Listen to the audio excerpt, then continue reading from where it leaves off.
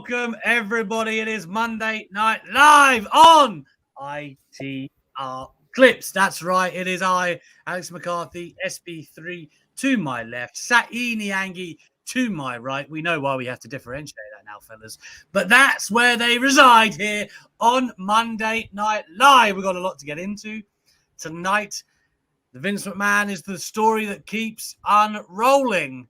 More news has come out from the Wall Street Journal amid his allegations that he's currently under investigation for anyway. So we're going to dive a bit deeper into those today. Sasha Banks, Naomi, is there an update there?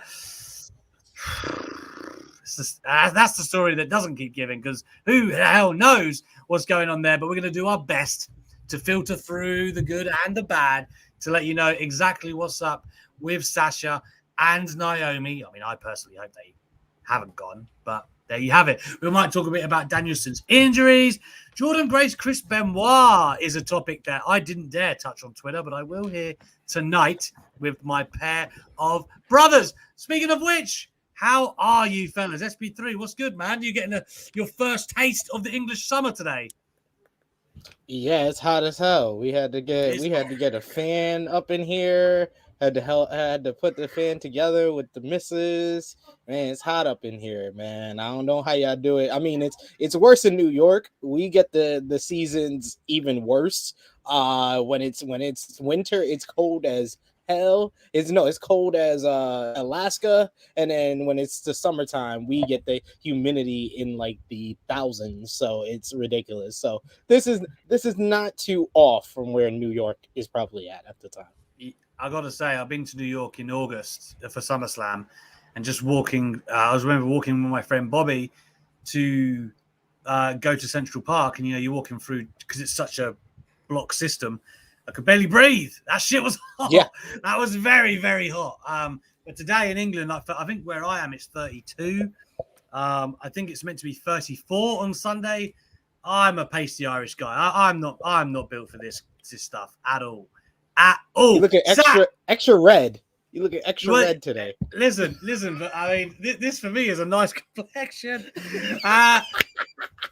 Sat, brother, how are you, man? What's good after our mandate last week? Our mandate was beautiful. You took me out for a nice Subway, and we got to see Chris Jericho. Forget that it was Cyclope, that Dean Malenko was under that mask of Cyclope. Who's Halloween? I don't know who that is. SP, it was a Cyclope mask, right? That Dean Malenko was under in that Battle Royal. Yeah, Jericho erroneously said Halloween. We all erroneously. We E for erroneously. We just went along with it, and it's laughed.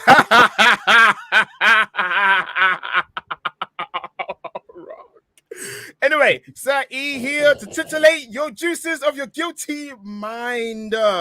So I've been watching films during the weekend, in addition to reading the headlines on wrestling. Nothing but utter filth I've been reading about wrestling. And besides that, SP3 been watching Tokyo Joshi Pro Wrestling. So that's the nice bit of piece of news we can probably bring later on. But yeah, I'm good. Still being a father, proving that you can have a child and still watch films and TV shows. All you have to do is give your child some attention. Tell your missus to whip out the boobie and feed the kid. And you just watch the film. Sure. I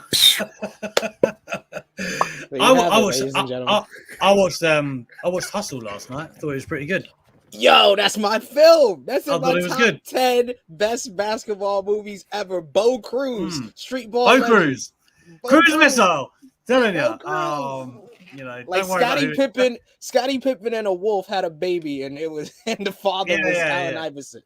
Don't worry about Bo Cruz actually is. Don't worry about that. But still, man, I dug it. I thought it was a good film.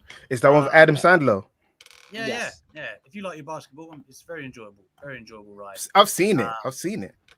But don't tell me that Queen Latifah and Adam Sandler are meant to be a couple. I ain't gonna believe that. They're roommates that share a child. The anti-chemistry was permeating from the screen, if you will. Yeah. Ridiculous. Oh, you believe him as a couple? Was that real? Come on. Now. What are you trying to say? Adam Sandler couldn't score Queen Latifah? Is this what we're trying to say? I don't think he's Queen Latifah's type. Who's Queen Latifah's type? Yeah, Please set the table. Please indulge us. Since you know so much about Queen Latifah, you grew up in Philadelphia with Queen Of course I did. Latifah, I and you did. know her type. Listen, if it's her and Will Smith, yeah, they can crack some jokes. I can see the chemistry there. But her and Adam Sandler, they had friend chemistry at best. And you talk about anti-chemistry. I guess you didn't see those episodes of Fresh Prince. I when did. They were supposed to I be did. couples. I saw two. I saw one which was hot and heavy, and then in the second one, she had to pretend she's a kid in her uniform. Talk about silly, disrespectful stuff American people do. You're getting a 30-year-old woman in a school uniform. I thought there was some chemistry, man. When friend chemistry. Nah. You're bugging. That long married chemistry, like exactly. When he's on the phone, right, and he's frustrated about shit's going early in the morning, and she comes and she consoles him. That's that long-standing, we're tight chemistry. Come on, man. Exactly. Did they even kiss? It wasn't as good as Queen Latifah and Steve Martin in their movie together, but it wasn't as bad as Queen Latifah and Will Smith in those episodes of Fresh Prince. It was somewhere in the middle, and the film, where's the kissing? Film was great. Where was the love scene? Why did they need what? What do you mean? Where's the hand holding? Where's the tactile behavior? What are you talking about? Where's the tactile behavior? Where's the hand holding? Okay. Where's the caressing? Okay, this is the second week in a row. Obviously, Sat's talking about something he didn't watch, like the Usos versus Street Profits. So he's just trying to hate on it. I see okay. I seen Addison in the car. He's seen it on Netflix as he's going through other shows, and like, I'm gonna act like I know what I'm talking about. This bloke. Talking about? I see the film. I watched it last month. I know what I'm talking about. Adam in the car, getting the guy to run. I'm gonna knock you out. Run.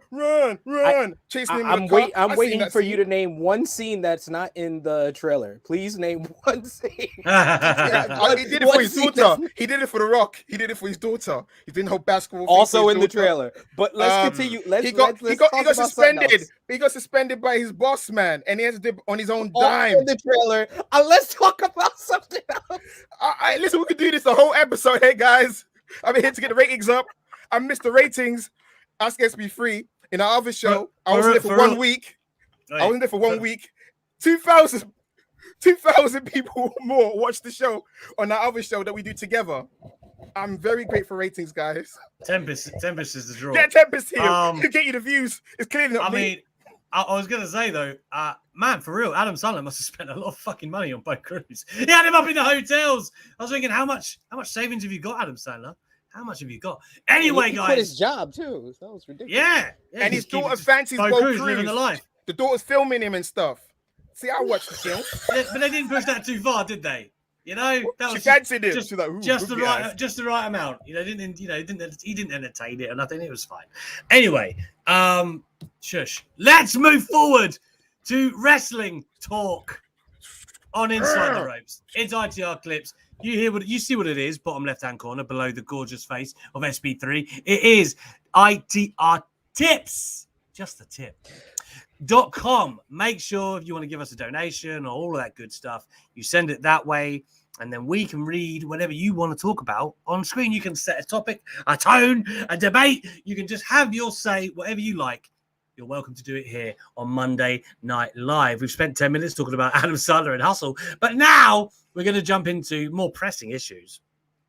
There has been more allegations and reports levied at Vince McMahon. So, of course, it came out a couple of weeks ago that he had paid someone $3 million. I'm jumping ahead here. $3 million to basically hush-hush money. He had a fare, paid her to be quiet. And then there were bits of information in and around that he had passed her like a toy to Johnny Laurinaitis. And they were essentially under investigation because how does it pertain to his role in WWE? Her salary doubled during their affair. Then she was let go. This is where the improper conduct comes into play. SB3, these new, but they're not new allegations, but the allegations that have come to light, right? One of them, and again, I just want to set the tone here for everybody in the chat or that's going to watch in the comments or for us free right now. There'll be no names named or speculated, but he had an affair with an active performer, allegedly. who would leave the company. I believe it was in 2005. And they had a big payoff to the tune of about $7.5 million, if I'm not mistaken. SB, do you want to elaborate on what the Wall Street Journal has further reported on Vince? Because it does seem like, as we did, all three of us said this last week, this is a man that does have deep skeletons in the closet, and it comes as no surprise there's more than one. Yeah, so the Wall Street Journal released their new report on Friday, reporting that Vince McMahon allegedly agreed to pay over $12 million in hush money to 4 different women over the last 16 years. The payments were to keep allegations of sexual misconduct and infidelity quiet. According to the report, though, the one you're speaking of, Alex, one of the women was a former wrestler who was paid $7.5 million. She claimed that McMahon coerced her into giving him oral sex and then demoted her and opted not to renew her contract in 2005 when she refused to do anything else. The wrestler and her lawyer met with McMahon in 2018 and negotiated the settlement. In another incident, a WWE contractor sent the company unsolicited nude photos that McMahon allegedly sent her. This woman claimed that McMahon sexually harassed her on the job, according to her 2008 non-disclosure agreement, and McMahon agreed to pay her $1 million. And then the other incident that they detail is one from 2006, when a manager who worked for McMahon for 10 years was paid $1 million after turning him down when he made sexual advances.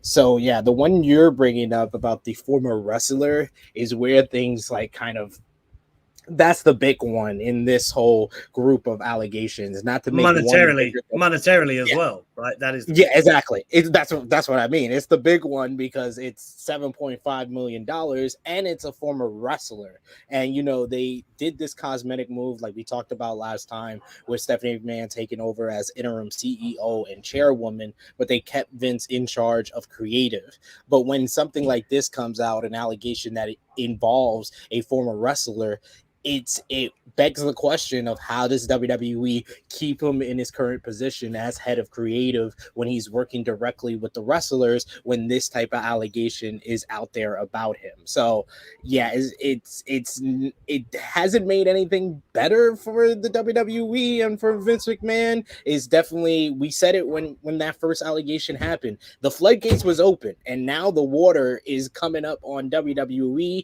and they're drowning at this point after this latest Wall Street Journal report. So I think we're gonna only hear more before we hear less when it comes to this whole situation. Yeah, it's worth noting at this point that Fightful did report after Vince made his appearance on SmackDown, which is the day of the first report from the Wall Street Journal. He came backstage and shouted. That was on Wednesday. That was the day that they named Stephanie McMahon interim CEO. Oh, you're right. Well, I mean, you know what I mean. His first appearance after the first allegations. He went backstage and said, "Fuck 'em," loudly shouted, "Fuck 'em," as if to say, and this is my interpretation, fuck these allegations of what people think, basically. So it's interesting. Like you said, the wrinkle in the story is, of course, he's working with the talent right now in this capacity in WWE. If this is all to be believed, how can he be trusted to do so? Because he's got previous, of malpractice, essentially. You know what was interesting to me? I read this earlier. Was Chris Jericho's thoughts on the matter. Don't know if you two have seen this, but he was on the True Geordie podcast over here, and he was asked about it. And he said, did he believe, did the allegation surprise him? And he said, not really. I mean, is there a surprise in any industry when it happens? And really, when you look at it, it's not illegal. He had an affair. He paid the lady off to say nothing, and they moved on. People want to jump on, but they still always have an undertone of it's wrestling.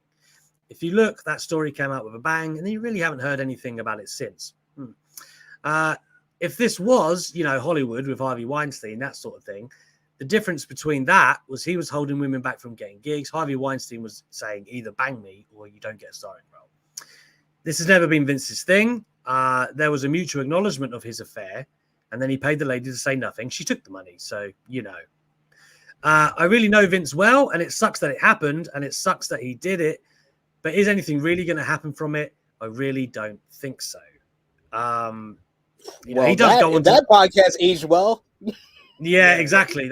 He only made that appearance like last week. So, he does go on to say he thinks it's morally wrong what Vince has done, and but he also goes on to say I don't think it's going to change anything in the grand scheme of things. I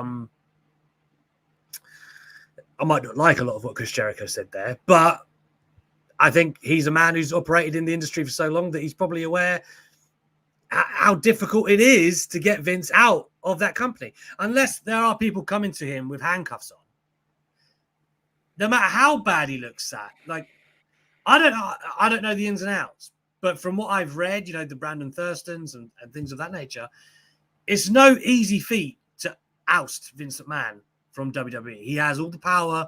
This cosmetic move that SB3 mentioned earlier was just that. It's not Vince voluntarily stepping down. I don't believe he'll ever step down from the company, and he'll die before he does that.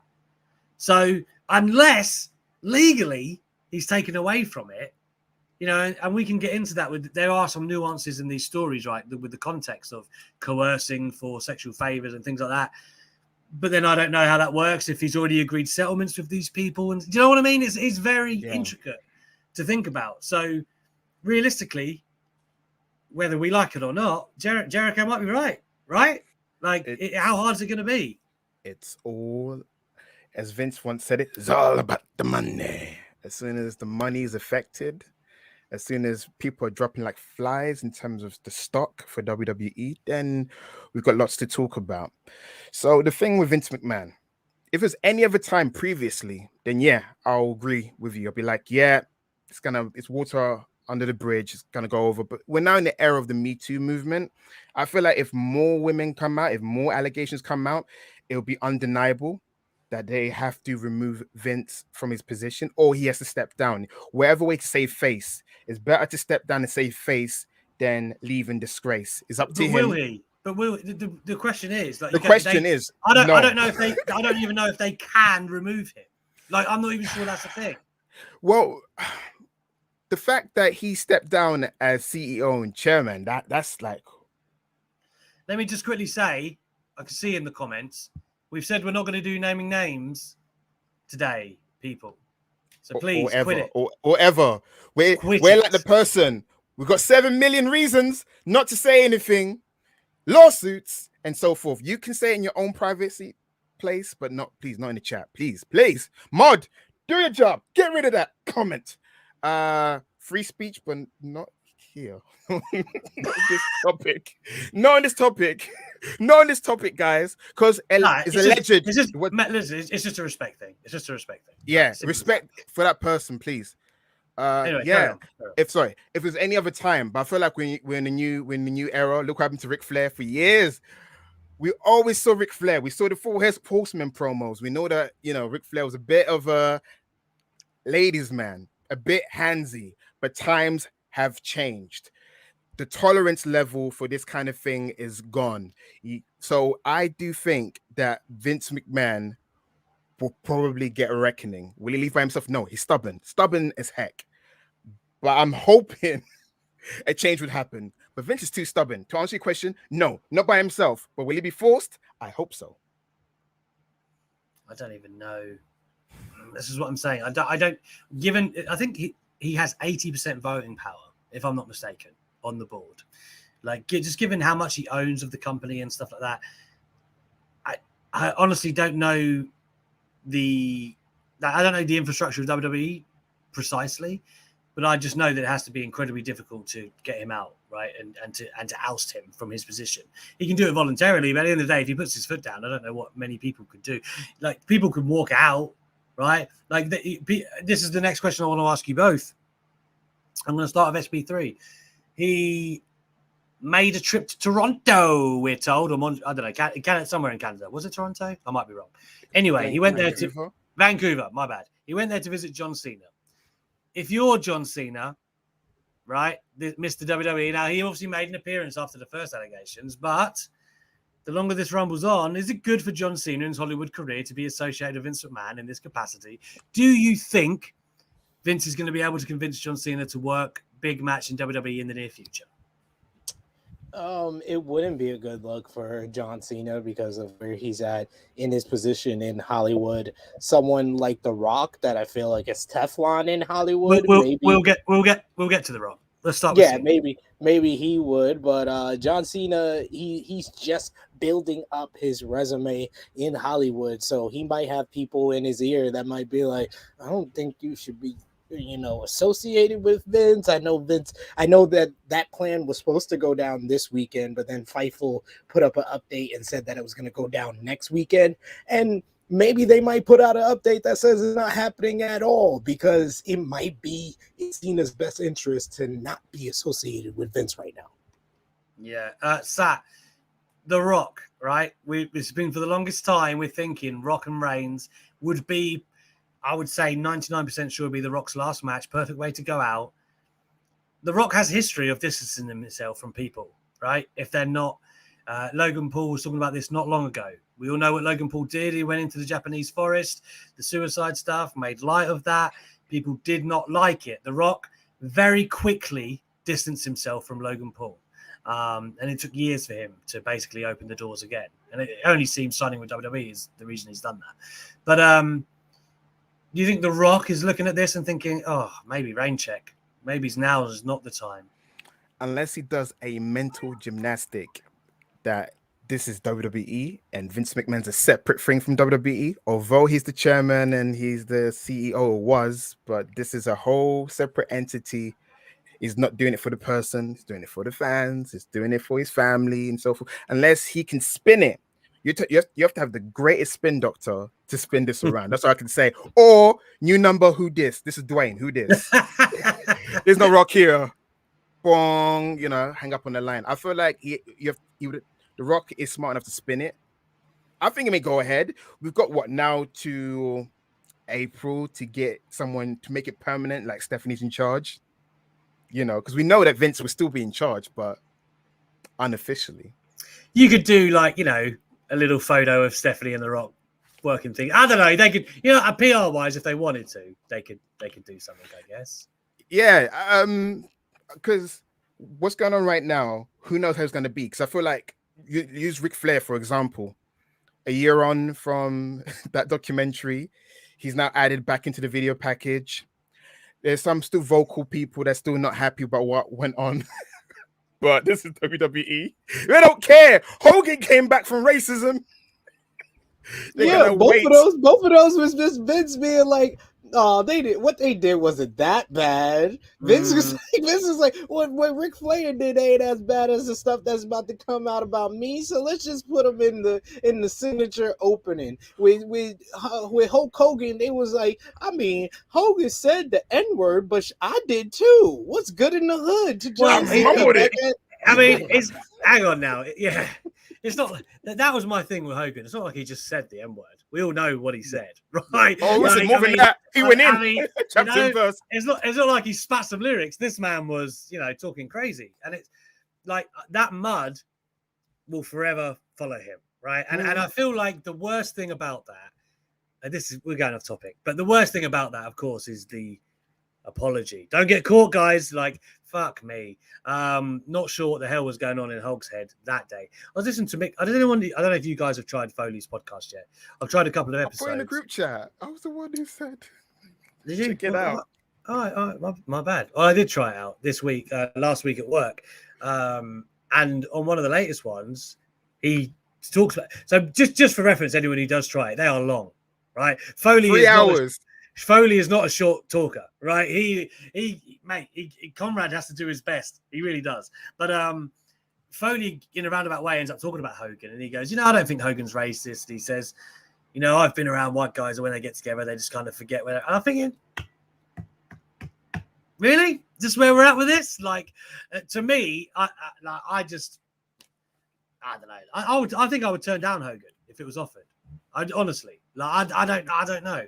It's one of them for me where it's sullied him, but there's that.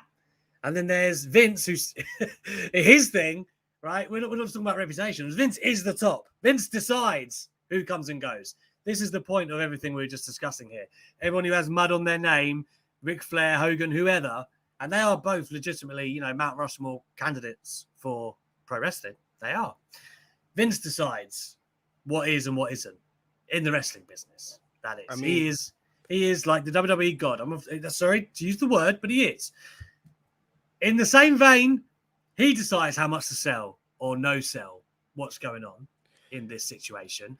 And the bottom line will come when people like Rock or Cena or people who are contracted to him on the yearly basis, they say, I'm not comfortable working with that man anymore. I don't want to work for Vince McMahon.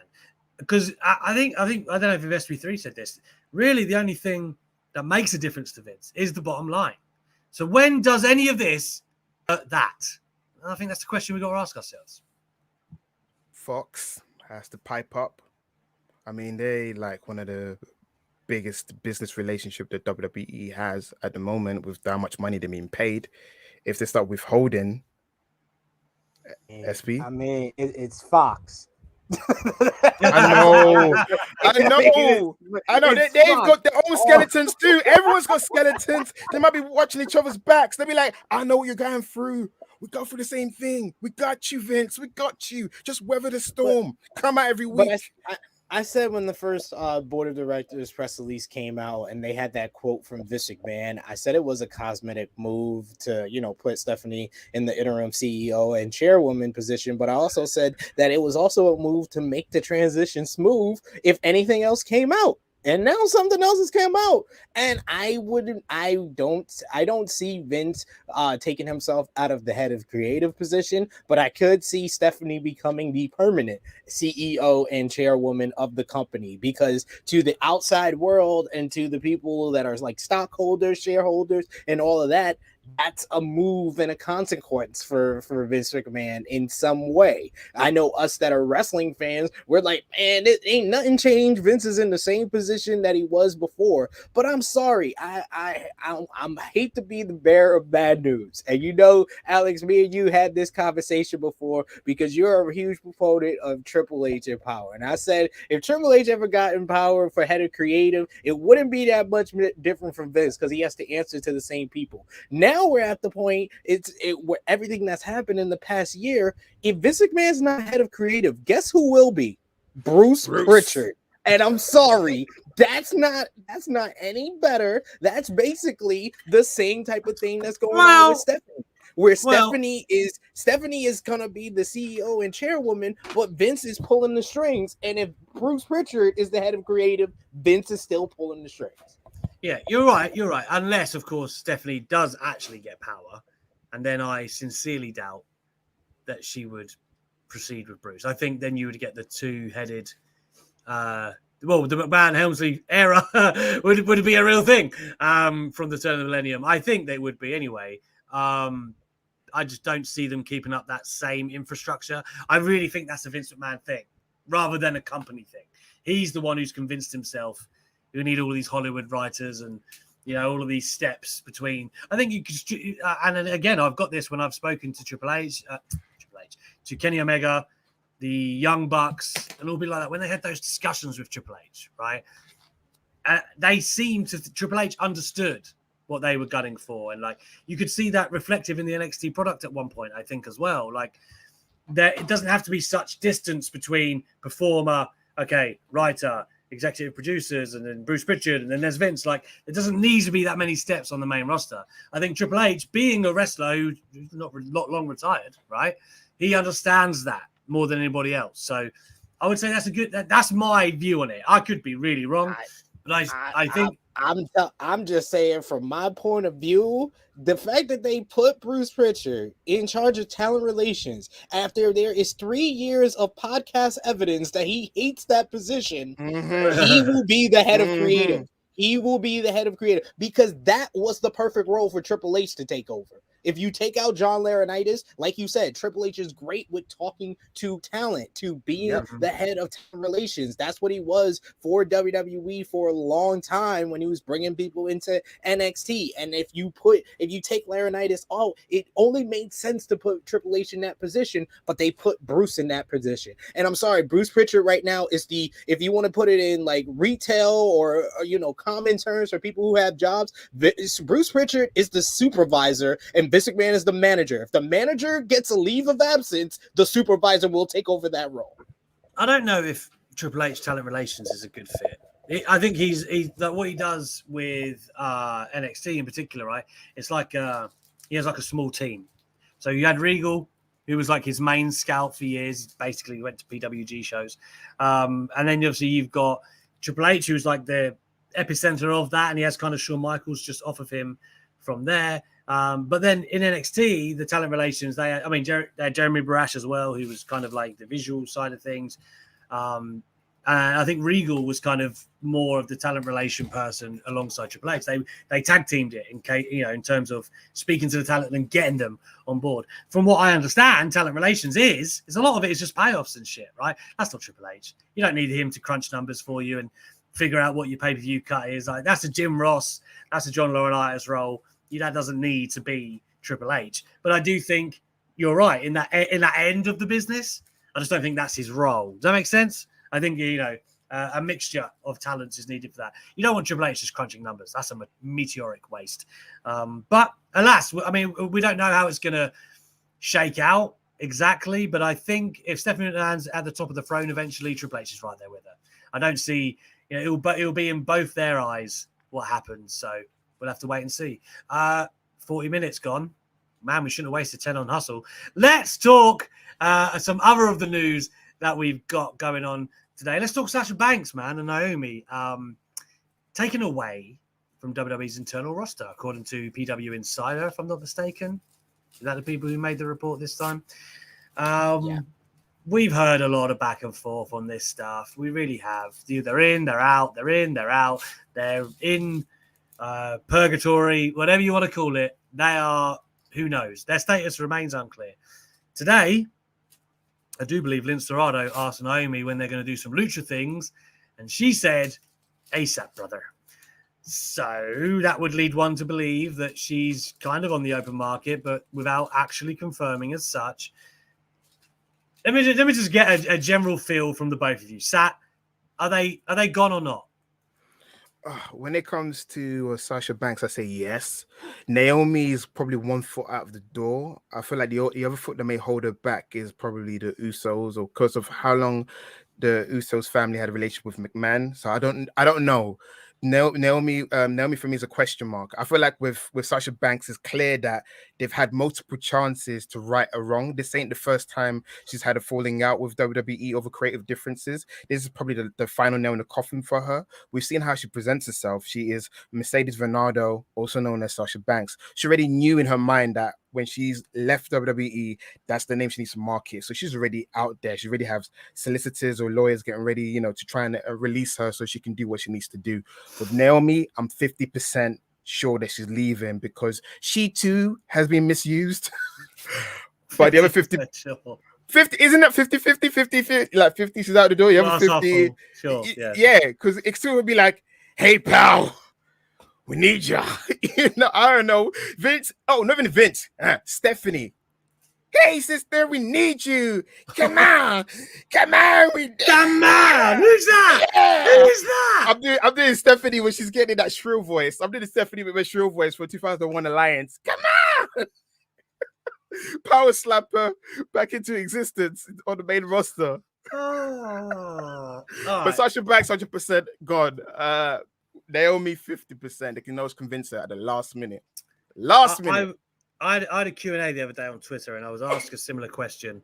And I did, bless you, I did wonder if this Vince McMahon situation, I don't know how easy it is for Vince to go, but if he did go, I wonder what that would do for both women, because the principal, it's a very layered situation, but the principal thing was the creative broken promises and basically Vince at the helm treating them like crap creatively. If Stephanie's then in charge, I wonder if that would change their mindset. I mean, I don't know how familiar everyone is with this. Pretty much every woman I've spoken to on and off the record loves Stephanie. They really do. So you'd be surprised how much weight that might carry if she was in the power position. So I don't know. But then at the same time, I don't think Vince is going in my heart of hearts. Like, unless something dramatic is uncovered that forces him to get out, I do think he's just going to ride the storm because he is probably the thickest skinned bloke in history. SB3, where are you at in this situation, man? I think Sat has quite eloquently laid it all out. It's Sasha looks like she's more desperate to go, I guess, but then I think everyone assumed that anyway. I think they're both gone. I just don't think that WWE, the last time they said anyone was gone was Bray Wyatt last year. Like, we had But then why wouldn't Sasha or Naomi say they're gone then? Or why wouldn't that be common knowledge? I don't know.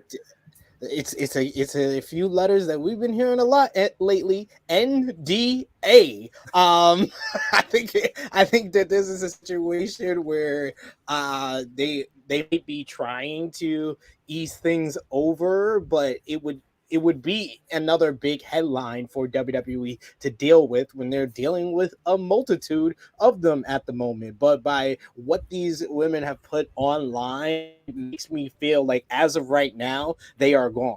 Can WWE rectify the situation and possibly Naomi back? Yes.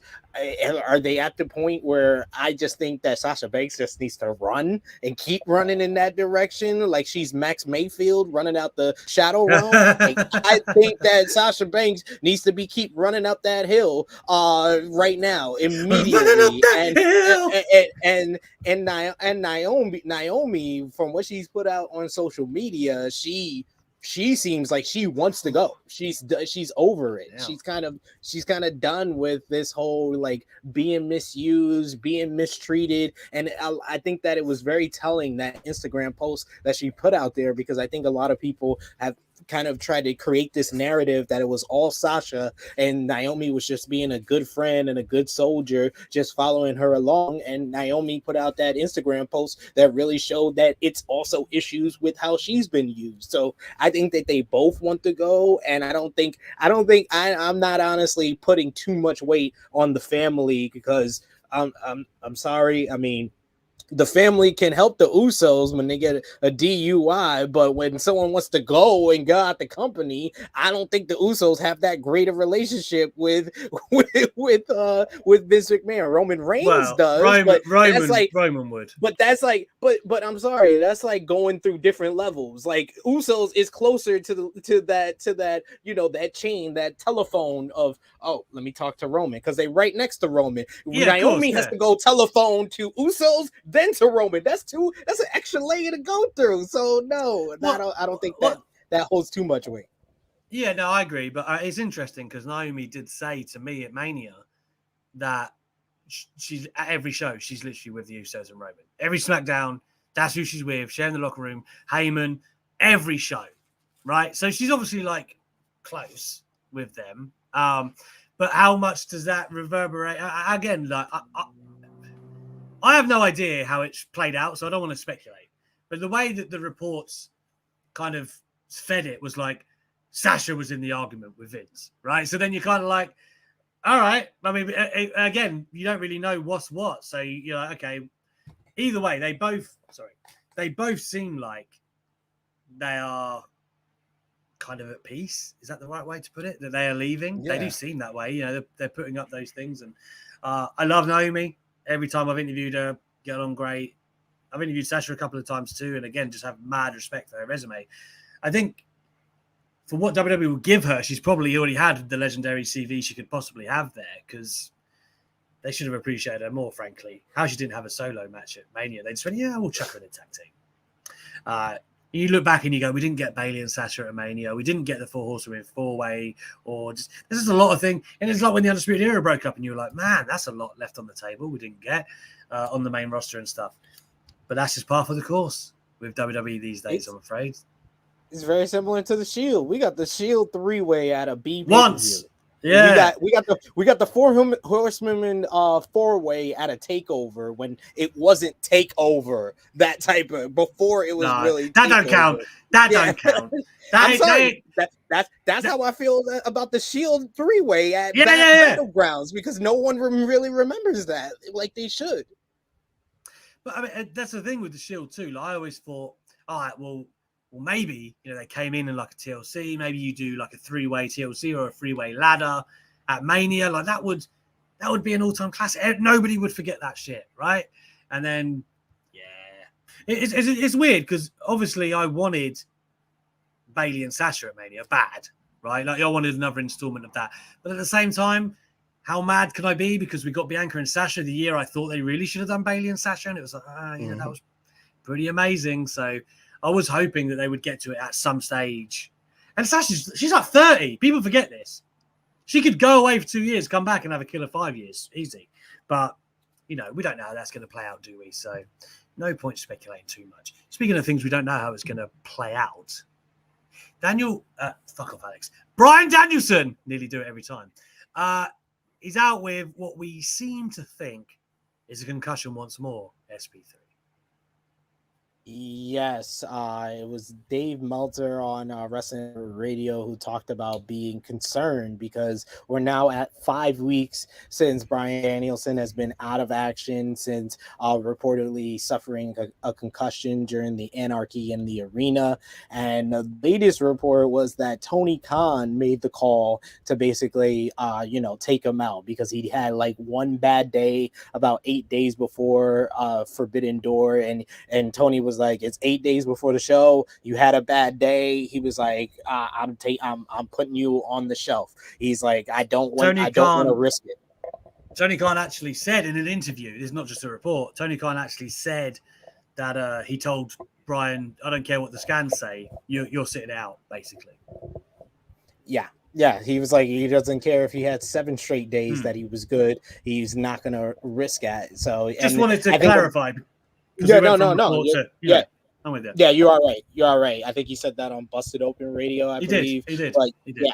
Yeah. So I am worried because I'm a huge Bryan Danielson fan, and the fact that he had to retire because of something like this. When it gets to this, over a month of him suffering from a concussion, and like Tony said in that interview, he was going to get scans. We don't know what came up in the scans, but it is very telling that he hasn't been medically cleared. And as a fan of his, I am worried, and it gets to the point where I'm worried. The fact is, maybe we shouldn't see Bryan Danielson in the ring again. And I hate that I'm even saying that. I'm hating that that's a thought because of the end of 2021 that he had when he reminded everybody who the hell the American Dragon was in AEW. But I don't want to see this man, go back into the ring and have something similar to this happen, or similar to what happened previously happen again. That's a hard one to swallow because I know you're right. That's what makes it hard. I think I've said this before many times. Behind the Rock, he's the second most influential wrestler I've ever watched. I just adore his style. Dynamite Kid to Benoit to Bryan Danielson. I believe all of them have traits. I mean, and that's the movesets are one thing. Flying headbutt, crossfaces, and chops. But just that style. I loved all the evolution of it. Yeah, I loved all 3 of those wrestlers. Danielson, watching him was perhaps I'm about to say something bold. He might be the best of them. He might be the best evolution of that. The King Pokemon. The King Pokemon. Well, you say, of course, Benoit in his prime to me was. We'll get to that. But that's the thing. You're looking at Danielson. I'm so grateful we've got this second run, right, of retirement. And you almost allowed yourself to forget, right? Like, we were there, Sid, New Orleans. We saw the comeback. Like, it was one of them things where, okay, he's been doing it for a few years now. The heel run as WWE champion was fantastic. The eco champion, or whatever you want to call it. Then moving to AEW, and like I said, just having these straight bangers, these dream matches that we thought he was chatting shit for so long. You look at Twitter, every time he used to talk about Kenny Omega or someone like that, back me up. Everyone will be like, oh, he's just saying it. He's going to stay in WWE forever. He had the bollocks to go and do it. He said, no, actually, I'm going to go do it. And not only did he go and do it, Boy, did he go and do it. He went and had some great matches. And you just kind of almost took it for granted. I was loving the Blackpool Combat Club, still am. But I mean, him and Moxley together. And then you get this blow and you're like, oh, man. He might be out again. And that's when you do have to start saying to yourself, is it worth it? He's got a lot that he wanted to get. Sat, where do you think we're at, man? I feel like he's very prideful about wrestling. Wrestling is like his mistress. Well, he To loves use a it, cliche. yeah. To use a cliche because you know how much he loves his Brianna. But wrestling is his mistress. The way he talks about wrestling, he talks about wrestling like an artist talks about the art form. He is obsessed with wrestling. If he's not wrestling, besides being a father, he probably feels like something wrong in his life, that he needs wrestling in it. But at the same time, going over what you guys have been saying, he's got a Hall of Fame career on every company he's been in. The main companies is Ring of Honor, WWE, and the brief time that he's had in AEW is almost like a Brody Lee-esque run if it does end. Like, he showed you a glimpse of what could have, but maybe now we should say goodbye. No, but also at the same time, is no good news. It probably could be that in the test results maybe does come back that he's okay, but Tony Khan's thinking, I don't want to risk you getting injured before, all out. It could be a case that just rest, because he did the whole was it the thing chamber? Was it an echo chamber? Whatever he did to get himself well from his like his the oxygen concussion. chambers. Yeah. Maybe he's doing more of that. Maybe he's doing some yoga. Maybe he's doing some centering his chi. He may come back. I don't see it as a bad thing. He needs rest. Headbutts, getting busted open. He was doing a lot more than he did during his time in WWE, and he got concussion in WWE. So maximize how much he was doing it in AEW, which was a lot. He was at one point wrestling every single week. He needs to probably calm down, take some time out, and probably think about ending it after a year, ending on his own terms, because this will be the second time if he ends it without him ending on his own term. We want him to have that storybook ending where he's like, I've done what I need to do. I've had all the dream matches, elevate probably a title or a group. It's time for me to leave.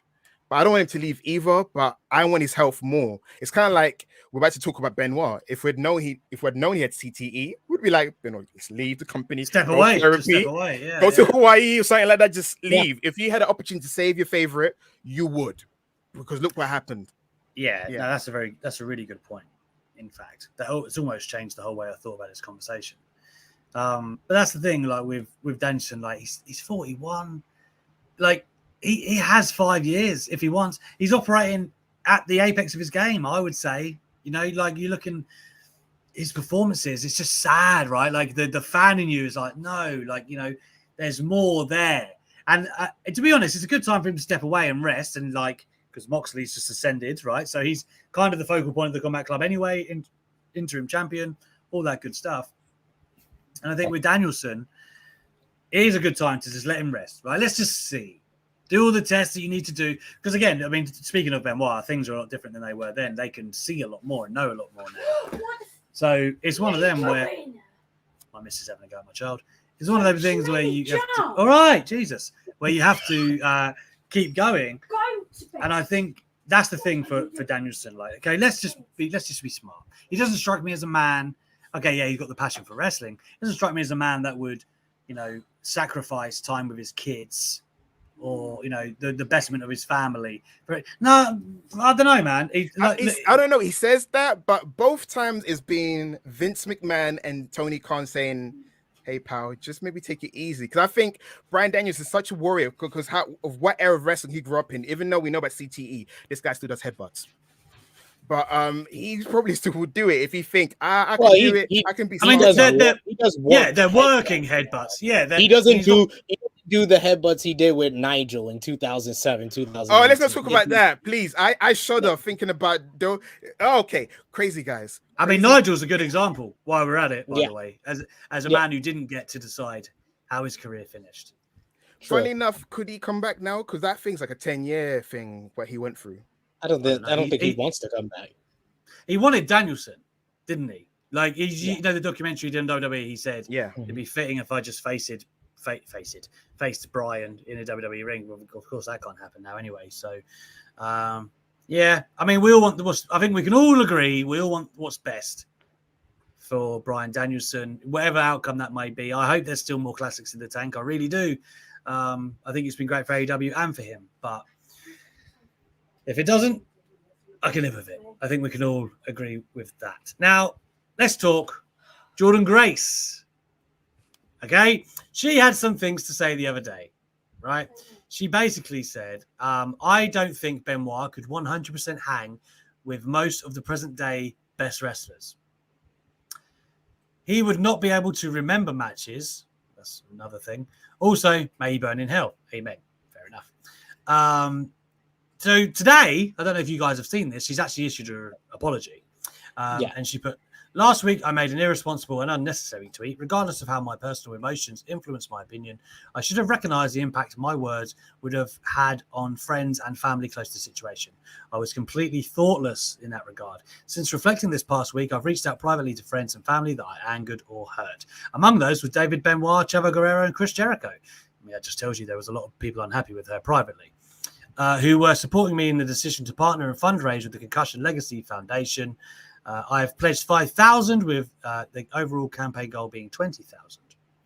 Fair enough. I'm acutely aware that the damage has been done. I would never intentionally add on to the suffering of those already dealing with such a traumatic event, and I'm sorry for my insensitivity and aggravating this already delicate topic. This is my way of attempting to squeeze something positive out of a negative situation I created. Thank you in advance to everyone who donates. Patricia. I mean, it's worth noting that, like, David Benoit reading that can't be nice. As much, listen, I'll set the table for what I think, because I specifically refrained from Twitter because it's this simple. I think Chris Benoit is one of the greatest ever bell-to-bell wrestlers there's been. Because of what he's done, I'm certainly not going to go on a public forum like Twitter or anything and tweet and support him. Right? It's that simple. Yes, I think it was a terrible, not a terrible statement. I just think she was wrong. The first part, that is, that he couldn't hang with wrestlers. But at the same time, he's disgraced himself, disgraced his legacy. What he did was so heinous and terrible. It's hard to put into words. Therefore, I'm not going to argue with someone who thinks that. You know what I mean? It's not for me to defend someone like that. To me, it's that simple. I'll open up the floor. That's that. Okay. The first part saying that Benoit couldn't hang. If Benoit was alive today, he can definitely hang. I mean, he'll be a walking weapon in Impact Wrestling if he was around, if you know what I mean. And also, I understand where she's coming from. She's 27 years old. She's probably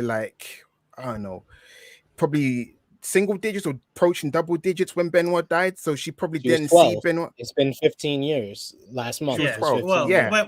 When Benoit won the world title, she would have been what, like 10, if that. I think 9. No, 9. 12. 9. Yeah. 9. Yeah. So go. she didn't grow up with Benoit like we did. So her relationship with Benoit is probably different of how she grew up. She knows that this man who killed his wife and his son. So I approach it from a point of view of a woman not wanting to defend a man that heinously took away a mother and a child.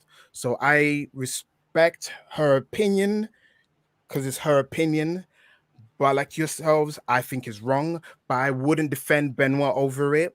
Yeah, it's that awkward situation that David Benoit is stuck in the crosshairs because he's a guy that still remembers the good times because that's his father. But that's Chris. I mean, again, that's Chris's fault. Chris has left him in this. Yeah, of course, 110%, 110%. Yeah, I didn't. When I read the tweet, I didn't think, oh, Jordynne Grace, you're a dumbass. She's entitled to opinion. Why can't people have their own opinion? The only thing is she's in the public space because she's a professional wrestler that wrestles in Impact Wrestling. She's got some weight with her following. And I guess whatever you say, people will latch on to, whether it's positive or negative. So I understand where Chavo came from. I understand where Benoit came from. I understand where Jericho came from. But at the same time, this is a woman. When a woman's harmed, you ain't going to be like, oh, he was great. What that situation probably marred or blurred her vision of what Benoit was. You can't blame her because what Benoit did is quite, like you said, it's quite sad. Hall of Fame career, one night, one incident or two incidents in that one night is irreparable damage. calling it an incident is too light, though. Do you know what I mean? Like that. And Yeah. I'm not saying you're Tragedy, underselling it. yeah, a tragedy, yes. I'm not saying you're underselling it, but let's be real. It's not just like, oh, you know, little slip up. This is like truly heinous shit. And again, as someone who was, I'm not afraid to say, an enormous Benoit fan. I had his really DVDs. was. I'm with you. Those triple disc DVDs. Oh, that was gold dust to watch his old matches. Inside the ropes, no pun intended. The guy to me was like exactly the kind of wrestler I love to watch. I know that, you know, when people are like, Alex, you're a rock bar, that's weird. But still, I thought, you know, again, a big reason why I gravitated to someone like Danielson, I guess, I just thought he was incredible, right? Like, no matter who you see him in there with, every match you could believe, get invested, get lost in. That's how I felt. But again, once the tragedy happened, right?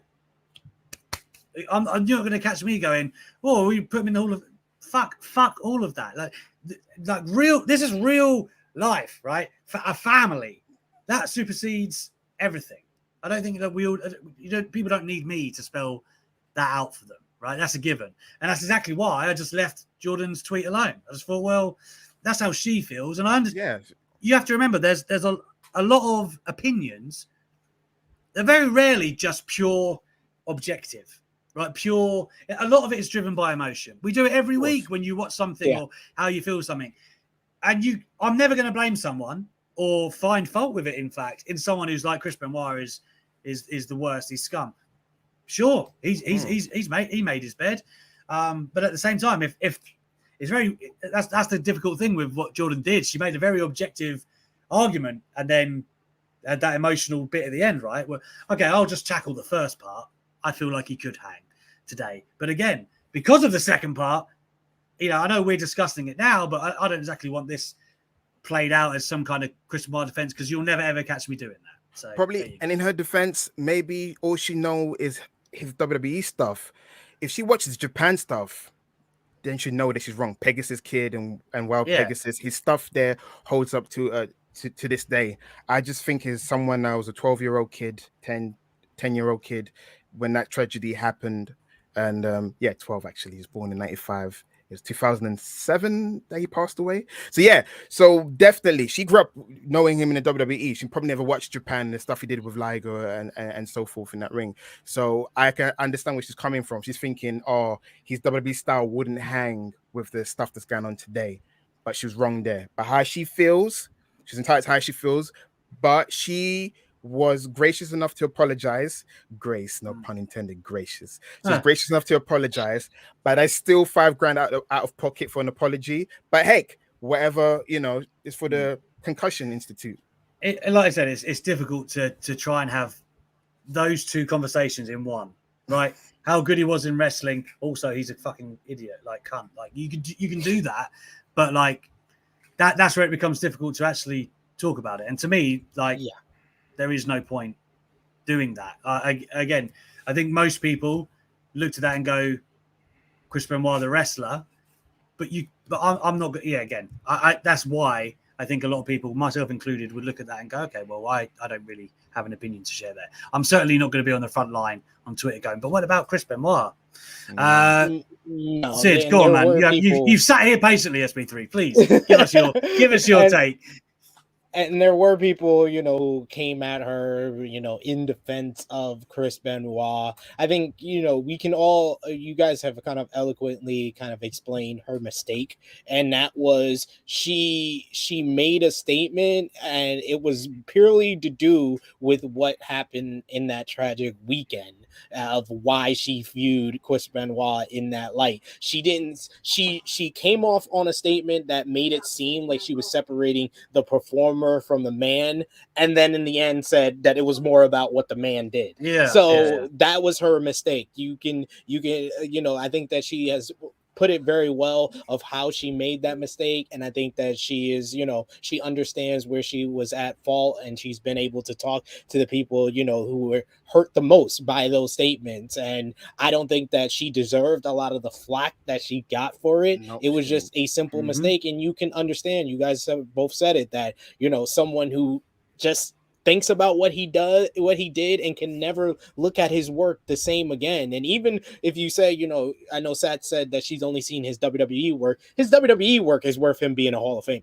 Period. Yeah. Period. Yeah. Like the main event at WrestleMania 20 is an all-time classic. If you can watch it back, you will see that it's it's ageless. It's aged very well in the years since then. His series of matches with Kurt Angle, Royal Rumble Jericho. 2003, Royal Rumble 2003 against Kurt Angle. That basically revolutionized independent wrestling for the next 20 years. I think people in independent wrestling have based most of their matches on that match at Royal Rumble 2003, the ladder match with Chris Jericho. The list goes on and on for Chris Benoit. Royal Rumble 2004 as well. That was a great performance by him. Unfortunately, yeah. But was that Rumble 2001 was the Jericho ladder? Was it? Yeah. I'm talking about when he won. I'm saying his performance in 2004 one. I meant him. I know. I'm just saying, like, great Rumble history. He does. But man, again, we can park that conversation there.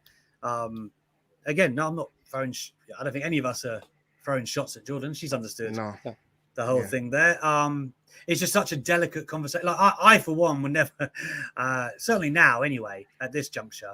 The fact that she started the tweet with this was probably a cold take. I thought, like you knew this is a divisive topic. Like, it's not an easy one to tread. But there we have it. Anyway, well, that's another Monday Night Live in the bank. I am sweating. Don't know about you two. Christ, it's hot here in England. Do you think someone went to her? Oh, Benoit could hang with Gresham. Is that what? Do you think someone just prompted? Like, she may have got a tweet or something like that for her just to wake up one day. I'm gonna come at Benoit.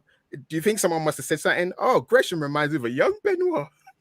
Yeah, I mean, Gresham probably by default to some people falls in that bracket. Because it's technical, Gresham is. I always, when I first saw him, I was like, he's the Black Bryan Danielson.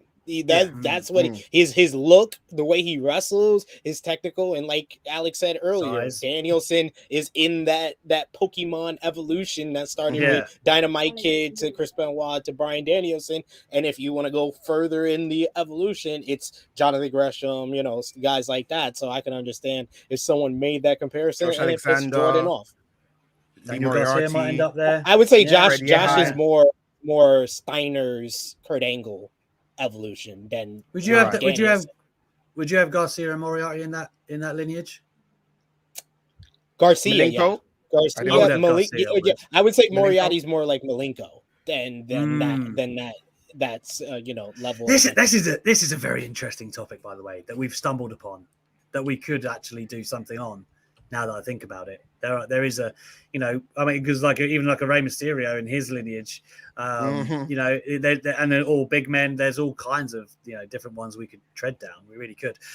Anyway, that's another edition of Monday Night Live in the bank, fellas. You're reunited again on Wednesday. Yes. Are you back? Yeah, I'm ready to drop the ratings again, guys, because obviously I was the issue. 6K. When I last was on, it was 3K. No, it's because people really want to watch to see Tempest hate on NXT and then complain about it in the comments. Yeah, crap on him. Why did they crap on him? He brought That's why they watched it. That's why. But me and Alex are going to be on YouTube tomorrow to both lose because Jeremy Lambert hates us. I mean, I don't want to win that show. Like I won the last one. And I told him I didn't really have a lot of time, and he didn't let me go. Like, you let SP3 go. I was like, oh, goddamn. And then now I'm booked. He says, if you're the champ, you have to be there. I was like, oh, well. We're all champs, guys. I don't really want to be there.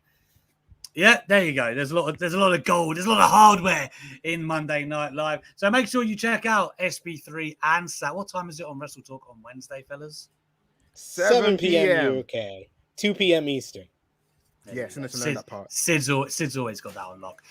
Amazing stuff, guys. Thank you very, very much. I don't know if you saw, but I did drop my personal news on Friday. I will be starting a new job next week. Where did you drop it? On Twitter. Okay, I need to check and read that. How did you miss this? I don't go on Twitter that much. I don't know if you realize, you guys don't, because the algorithm's against me, but I barely tweet. Algorithms against me. Who's who of wrestling media? Congratulated, Alex. I want to say it on air. Congratulations, Alex. Thank you, yeah, we knew about this a long time ago. In your career as the face of UK wrestling journalism, we love to see you at your new home, Daily Mail. Thank you, man.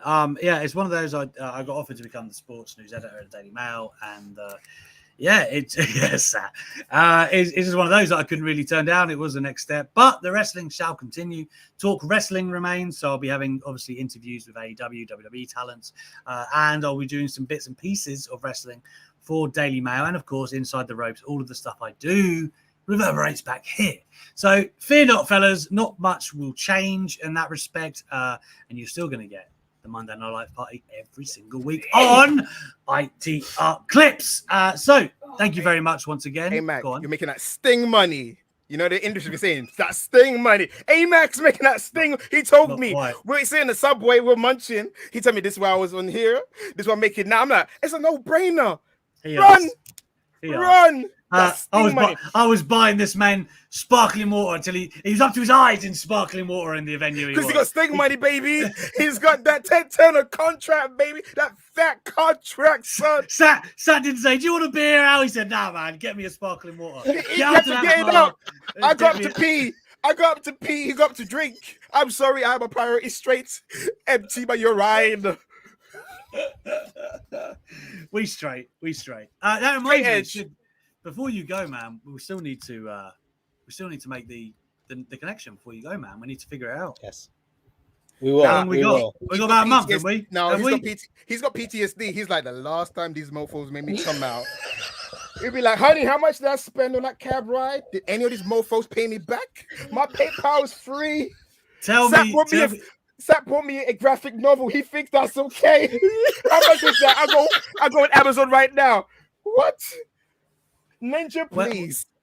Are you gonna go into the Wrestle Talk studio before you go? Yes, I am. So when I you will do let that, y'all know. we will make it work for an evening. Yes. All right. Thank you, everyone, for tuning in here on Inside the Ropes. This has been Monday Night Live. We will see you